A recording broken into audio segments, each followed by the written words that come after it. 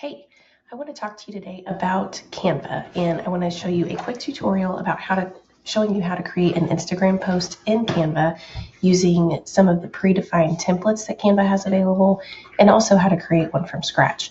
So Canva is a free online tool. You can upgrade to the pro version, which I do have. If you're going to use Canva a lot, I think it's totally worth the $13 a month that it costs to use the pro version, because it does have some time-saving shortcuts that you'll find useful if you're in here every day. If you don't yet have a Canva account, you can just go to Canva, Canva.com, and you can create your account here. It is free for the basic version, and for a lot of people, the basic version is all they need. So if you don't already have a Canva account, go ahead and create one. Once you're logged in, you're going to see a whole lot of different options. So they have create a design, they have a general social media, presentation, poster, Facebook cover, flyer, Facebook post, Instagram post, blog banner, card. I mean, the list goes on and on. They have a lot of different template sizes that are available in here.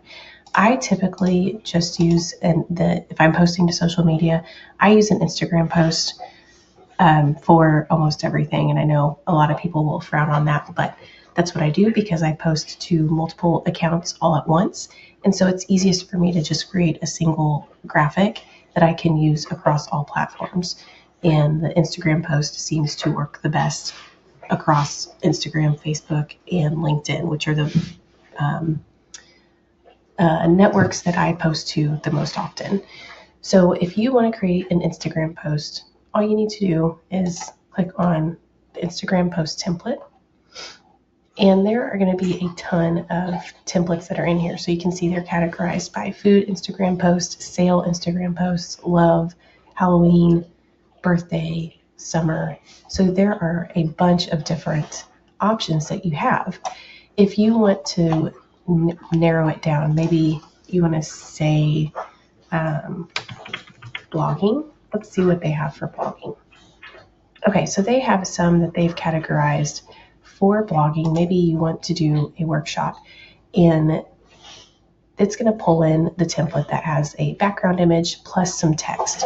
So let's say that you want to use this, you like that image and you like this layout, but you need to change the text. So when you click on an image, you can see that this group, or that these items are in one block. So you can see this light gray outline with the yellow or the white dots. I can stretch it to move it around, resize all of it. And you can also see that up here it says ungroup. So that means that this whole block, or all of these elements, the text element, the rectangle, are all grouped into one. So if I click ungroup, click out of it, and now whenever I scroll over each of these items, each one has its own little rectangle. So that means instead of being able to change all of them, see, now I'm just changing the rectangle size. And if I want to change the font size on that, I can change just that one. So I've separated all of them. If you wanted to keep them all together, of course, we can just undo our changes. And now it's grouped. I've just clicked the undo button enough times until it's grouped back together. And now they're all going to move in unison and adjust in unison. So if you want to center your item, you can drag it around until you see this solid pink line in the center, or you can just click on position, center, if you want to move it directly in the middle. That way you have equal margins on top and bottom and left to right. You can anchor it to the bottom, top, left. So that makes it simple to move it around and have exact placement. But I think I'm going to put mine right in the middle. And I'll go ahead and keep these grouped, but I'm going to change the individual elements. So you can still change the individual elements in here. When I click in this text block, you can see a little rectangle that appears. It's going to show me the font type up here. So maybe I want to change it to Oswald. Oswald is one of my favorite fonts. And maybe I want to change the color. And I have, since I do have the Pro version, I have my brand colors that are in here. So I easily have those, quickly have those available rather than having to click on the plus button, type in my hex code, which is, yeah, I think that's it. All right, so I can change the text color.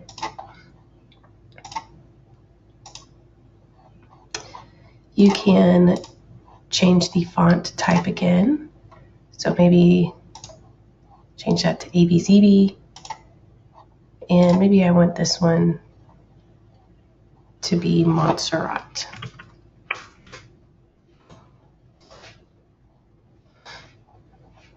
Again, you can change the color.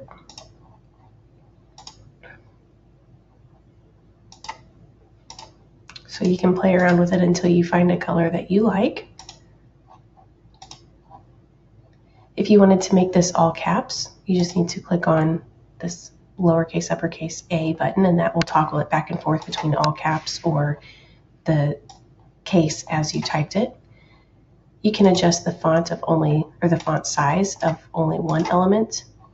You can see that increased our rectangle size, but it did not increase these other font sizes. You can adjust the spacing. So maybe you feel like that's a little too spaced out. You want to squeeze it together, and you can adjust the line height. Put more space in between each line or less. If you don't want it centered, you have different options for your alignment. You can do left, right, or center. Maybe you want everything to be left or right justified. But that looks kind of silly, so I'm going to change that back.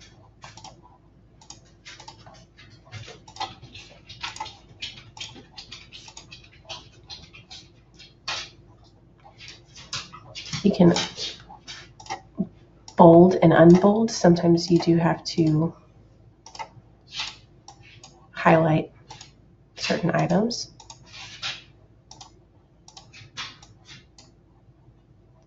And some, not all fonts have the bold and italicized option available. So if, see here we've highlighted it and they're both options to bold and italicize this font. But when we click in here, we don't have either of those options. So it just depends on the font type, whether or not that's available. Let's say we want to change our rectangle color. We're just going to click on the rectangle and find a new color.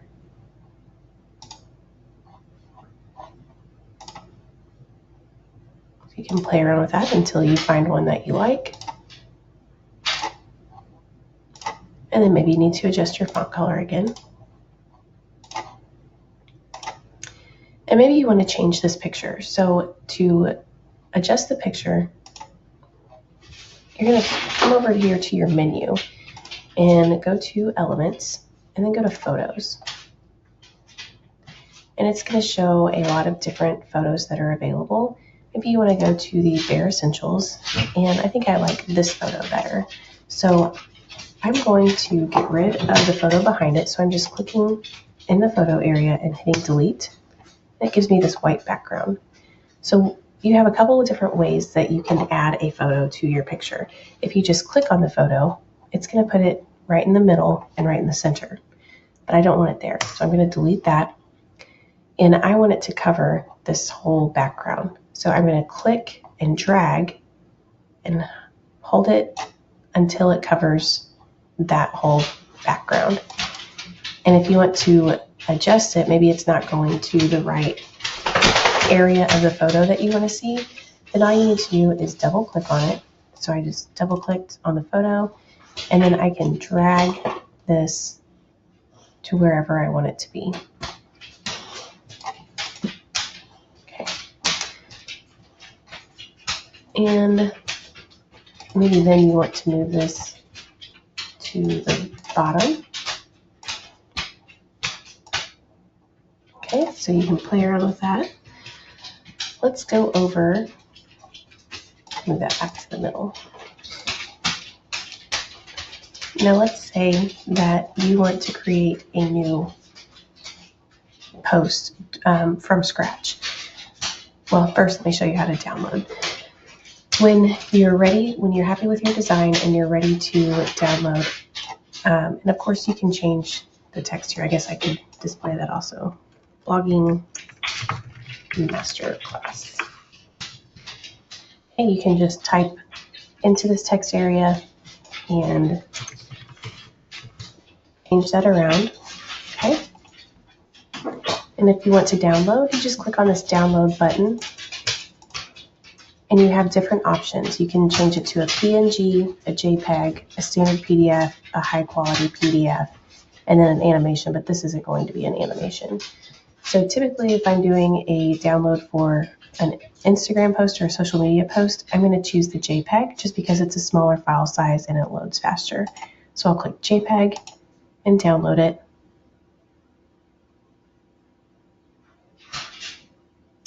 And then once that's downloaded, then I'll be able to use it in my social media post. So now let's say that I want to create a post from scratch.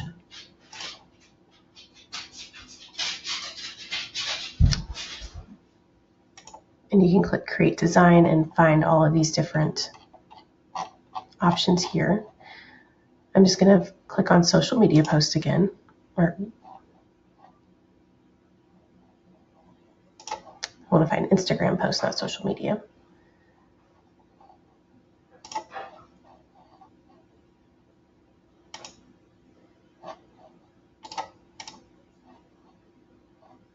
Oh, that is an Instagram post. Sorry, guys. Okay, so whenever you click on Instagram post, it's going to pull up this blank post. If you want to drag in you have different options. So if you want to start with a picture, then you just go back over here, go to your photos, and then you can find a photo that you want to use. Again, if you just click on the photo, it's going to put it smack dab in the center and in the middle. If you want it to cover the entire background, then you just drag it until it covers the whole background. And maybe you want to add some text. If you're using the Pro version, you can identify your brand's fonts and they'll appear here. If that's not the case, then you can choose any of these already made font combinations. So maybe you want to say happy birthday. So you just click there and you can position that in the middle, center, and it's got two different fonts. These are grouped together. You know that because up here it says ungroup. So anytime you adjust, if you want to adjust the whole thing, it works together to do that. If you want to change the color of one, of course you can.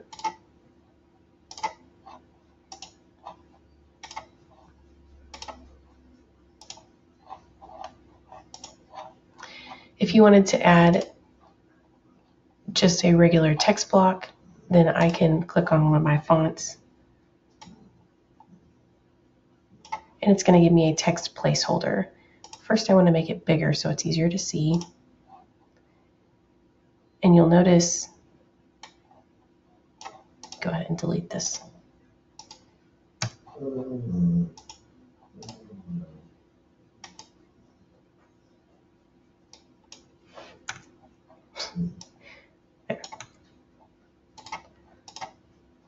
And I'm just grabbing this item. When the cursor is in it, it's not going to allow you to delete the whole thing. But if I can drag it and move it, then I can delete the entire thing. And when I hover over it, and I've got, there we go. Once this little four-way arrow appears, then I can pick it up and drag it and move it around. And you'll see I've got these little white lines here that allows me to stretch this way and this way. I can change the color.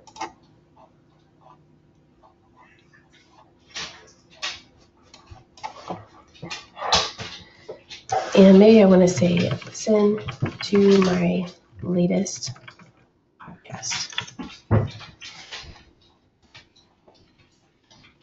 And I want to center this.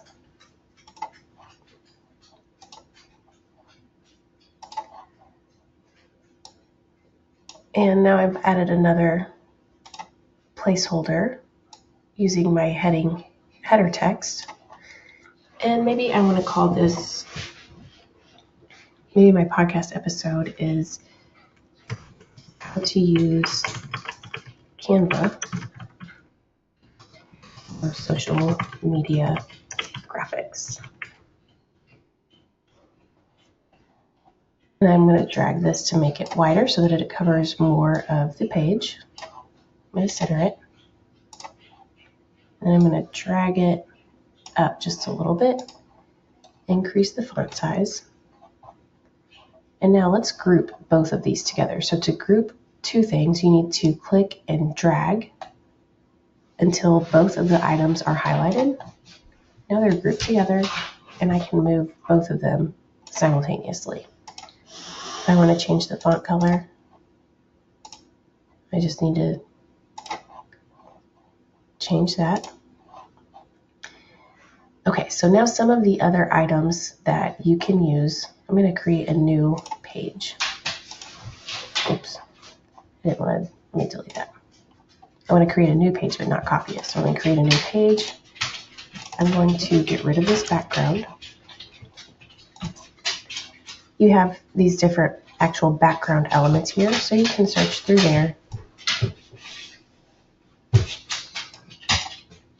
And on these, because they are backgrounds, all you have to do is click on them and it will replace. Since it's not a photo, it knows that you want it to be a background, so it automatically adds it to the background. You don't have to drag it over. Okay, and maybe you want to see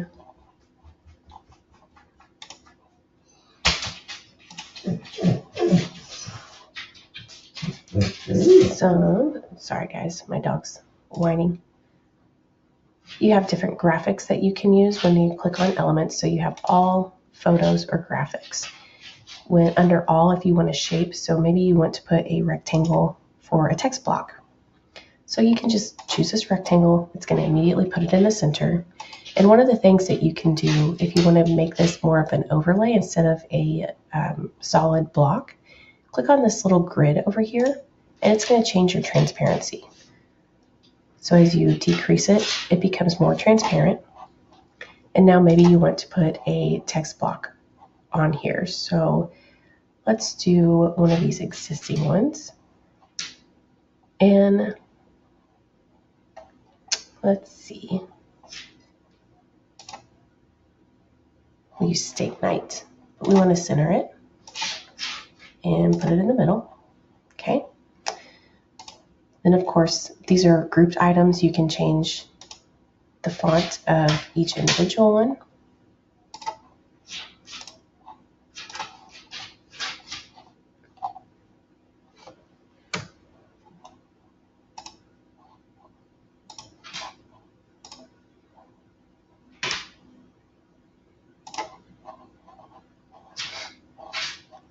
You can change the colors, of course.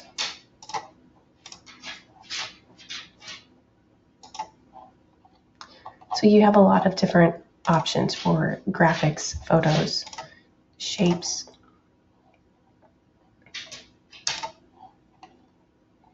You can just scroll through here. There are a lot of options that you can use. If you do want to use your own custom photos, you can upload your images, and you do that just by pressing or by clicking the upload an image button. Once you have that uploaded, then they will stay in your uploads so that they're always available to you. You can also arrange stuff in different folders. So if you have a logo that you want to add, you can add it to your logo folder. And then when you want to include it, you just add that there, and you can move it around and use it however you like. And if you decide that you want to go back to a template, maybe you started with a blank page. Go ahead and get rid of that background. Maybe you started with a blank page, but you decide, nope, I don't want to make it from scratch. I want a template. So then you just come find a template that you like, and then you can start all over again by redesigning the template layout. All right, guys, that is a quick and dirty guide to creating Canva graphics. And if there is anything else that you'd like to see, just holler at me and I will create a tutorial for it.